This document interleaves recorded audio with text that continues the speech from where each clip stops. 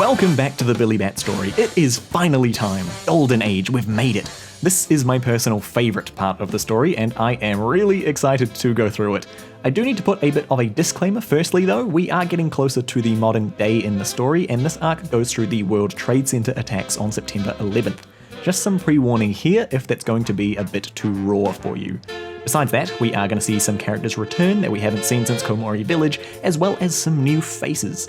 This arc picks up in 1990, which is 8 years after the events of Spaceman, and is going to go right through to 2001, so a big 11-year span. Once again, we're going to try and follow the reading order. This arc, classic as all of them do, jump backwards and forwards to different characters, so we're going to try our best to make it understandable. For a short amount of chapters, this is probably the most dense arc, and it kills me to try and stick to just the plot points on this one. There is some really beautiful character and theme stuff that happens, which we're going to talk about after the story series is done. Okay, shut up, C, and let's get going. We open on a Billy Bat comic about the destruction of the Berlin Wall. This was released before the real wall fell, and so Kevin is being hailed the world over as a prophet. It's 1990 and TV Chuck has supposedly died. A memorial service is to be held for him at the Billyland Park in LA. Kevin and Audrey are set to drive out to the funeral when Kevin stops the car to meet a young boy outside the gate. The young boy wants to be Kevin's apprentice and can draw Billy actually really well. Kevin offers to take the boy home, which turns out to be in this very sketchy part of town. When they arrive, the boy shows Kevin the Billies he's drawn all over the wall. Kevin is reminded of himself at that age, doing the exact same thing. He asks the boy if he can see the bat. The boy doesn't answer, so Kevin drops it. He encourages the boy, saying that when he has a finished comic to come and show him. The boy finally tells us that his name is Timmy. Cut to an old folks' home where we see a well-dressed man finds an older Agent Smith. The man tells Smith that his name is also Smith and he's from the CIA. Basically, he's classic Smith's replacement now that our Smith is well too old. The man sits down and asks Smith where Kevin is. Not Kevin Goodman, but Kevin Yamagata. And this is huge. So far we've assumed that he died in Komori Village, but it sounds like he's still alive. Smith tells the man that he lost contact with Kevin after Dallas in '63 before getting wheeled off for old people events. Audrey is with her lawyer settling TV Chuck's estate following his death. As part of the inheritance, there is this massive underground facility beneath the Billyland amusement park. The lawyer says that the whole complex now belongs to her besides this one basement. This one basement is owned by the Billy Bat Institute of Historical Research, an institute headed up by a man called Finney. Down in said basement, we catch up with Finney.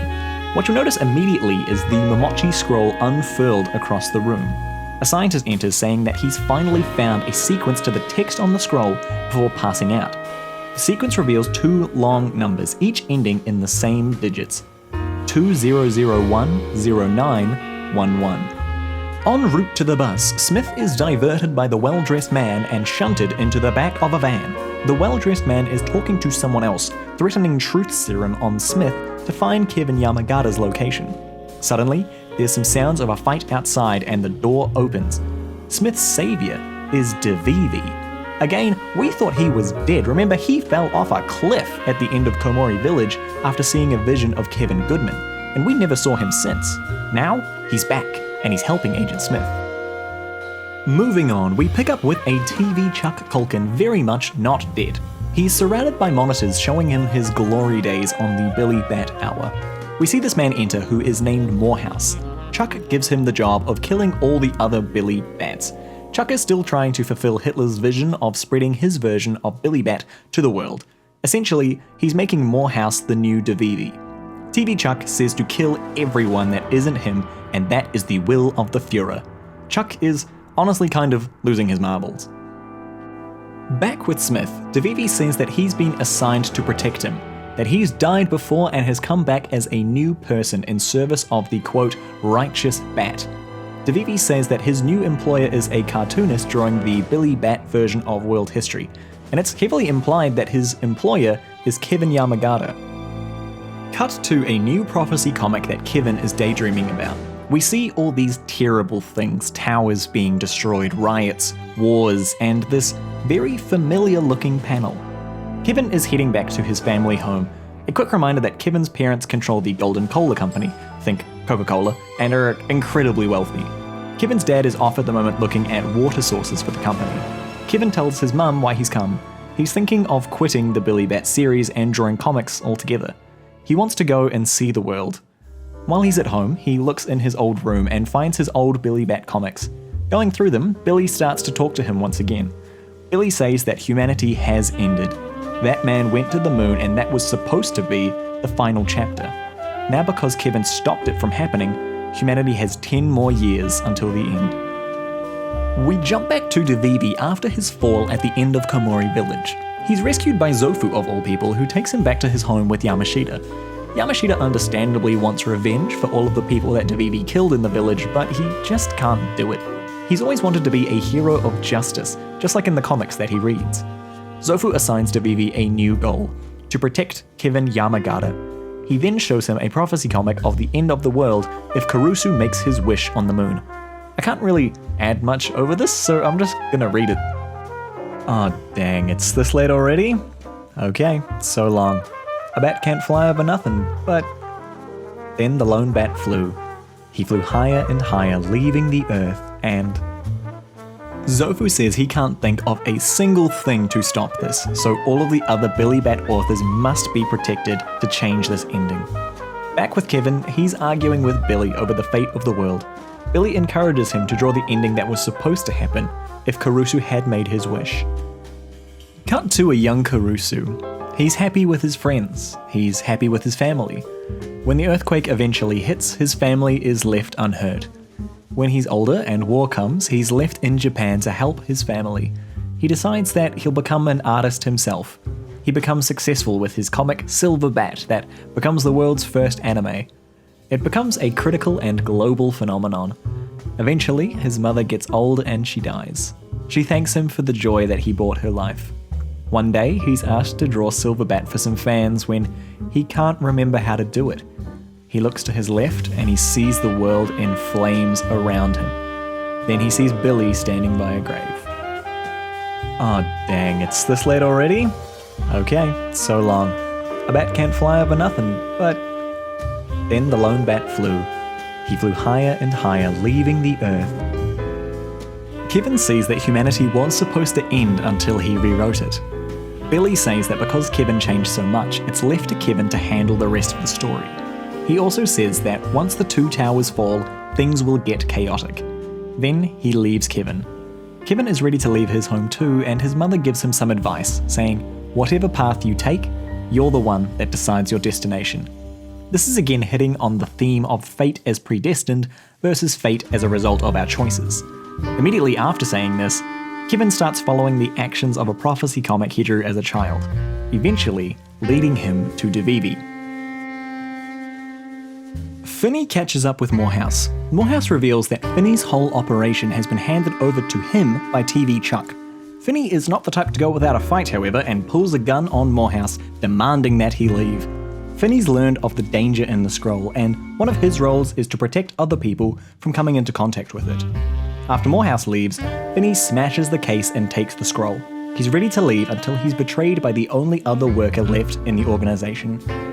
Shot and running for his life, Finney makes it to the Billy Land on the surface before finally encountering the Bat, who tells him about 9/11. Then, he dies.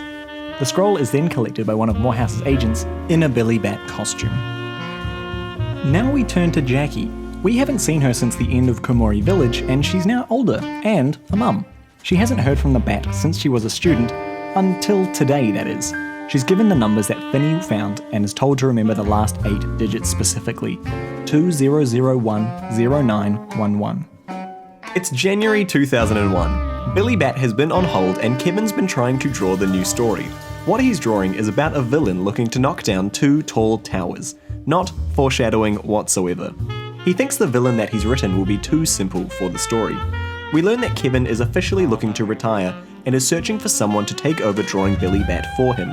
Devivi is the one that has been put in charge of the successor selection. After years of killing fakes, he is the best suited for finding a true Billy Bat author.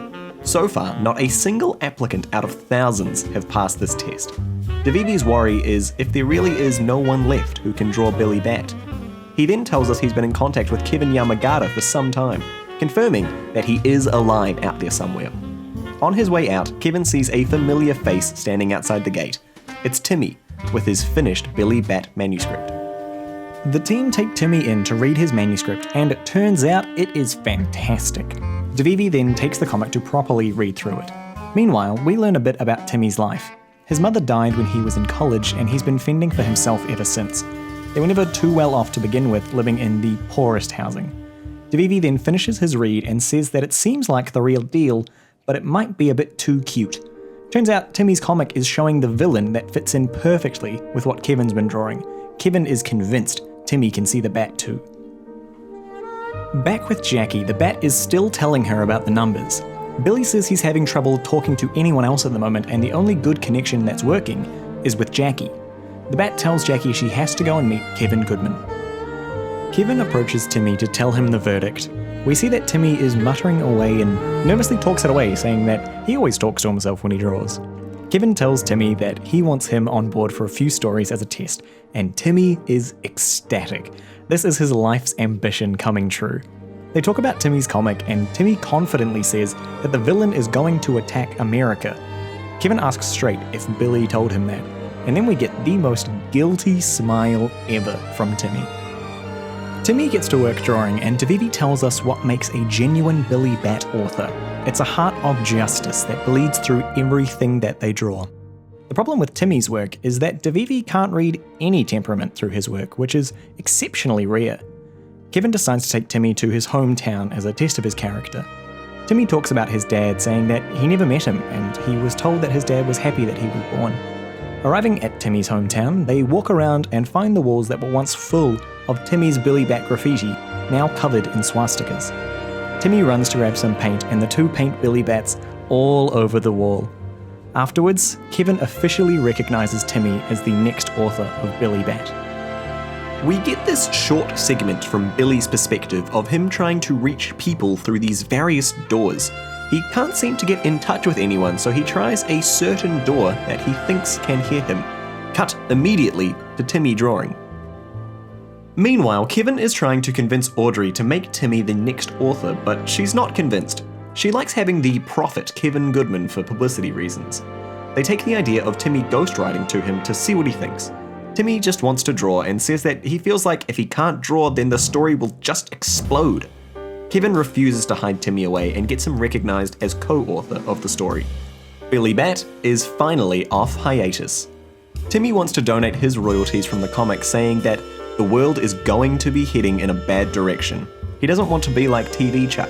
He wants to make Culkin Enterprises into a shelter for the future of everyone. Cut to Yamashita. He's been working as a CEO for the biggest Billy land in Asia. Until today, that is. After packing up his things, he heads to Zofu's grave, where he finds a bat carved into the back. He then sees a bat flying in the middle of the day and decides to chase it.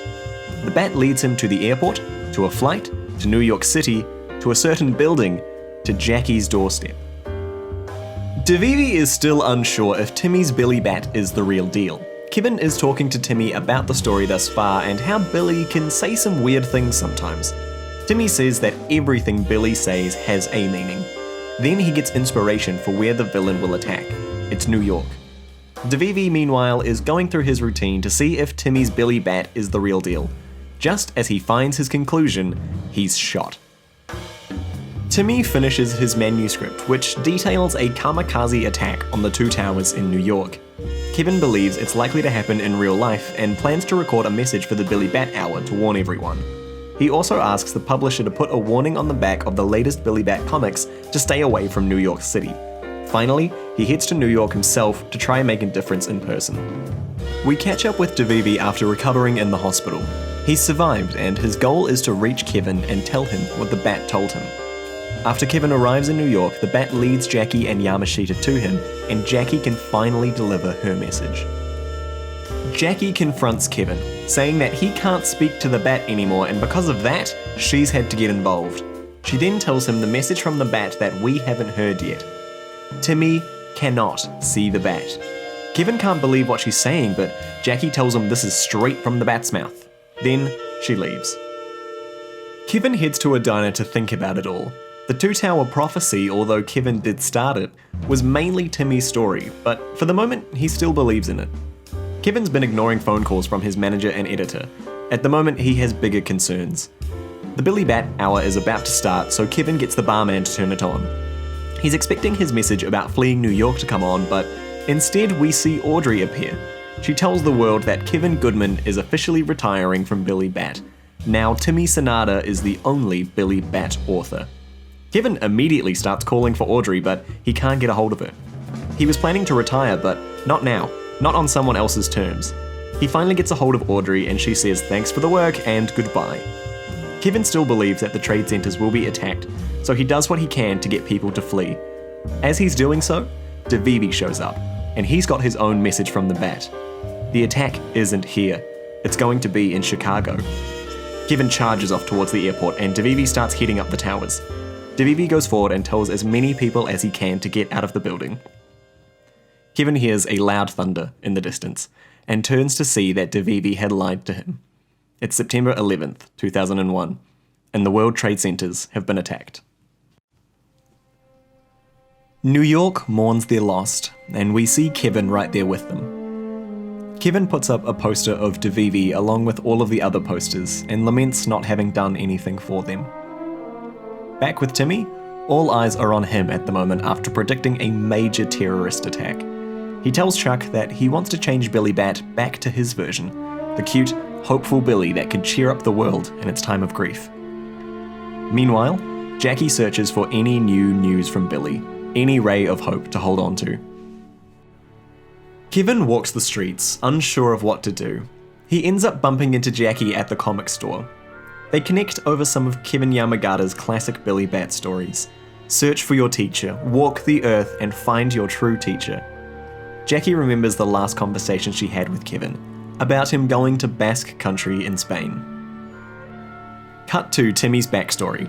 His mother told him on her deathbed to seek out this TV Chuck Culkin after she was gone. We see Timmy got to Chuck's bedside to tell him this. Chuck recognizes him as the young baby we saw in the previous arc.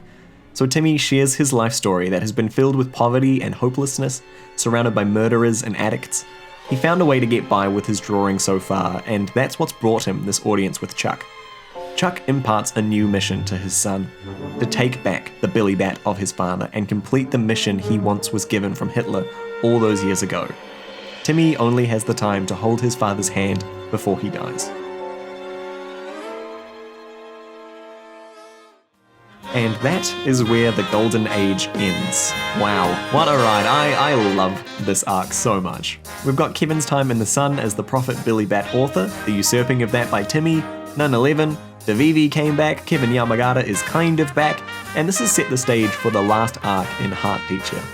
This arc finishes with Timmy as a child meeting his father, and I wonder if this was supposed to be a bigger reveal in the Japanese. For those of us who have been reading closely, it's pretty clear that this Timmy will be the same as the baby from before. What's cool is that Timmy says that he never met his father to Kevin, meaning that he was lying from the start. Timmy has this drive and this goal to make Culkin Enterprises into something great, which we'll see where that goes in the next arc. We know from what Billy said that humanity is going to be plunged into chaos after the towers fall, so it doesn't really look good for everyone going forward. Next time we'll be covering chapters 143 through 165, which is the Heart Teacher arc and the end of Billy Bat. There will be another couple of videos after that, firstly around explaining the ending and another one on who Billy is as a character. I'm really excited to talk about these because I firstly was never a huge fan of Urasawa's endings of his stories, but I've really come around on this one quite a bit. Secondly, Billy as a character is a bit of a puzzle, and that should be really fun to look into. So that's all for today. Thanks so much for watching. This has been CG, and I'll see you Gs in the next one.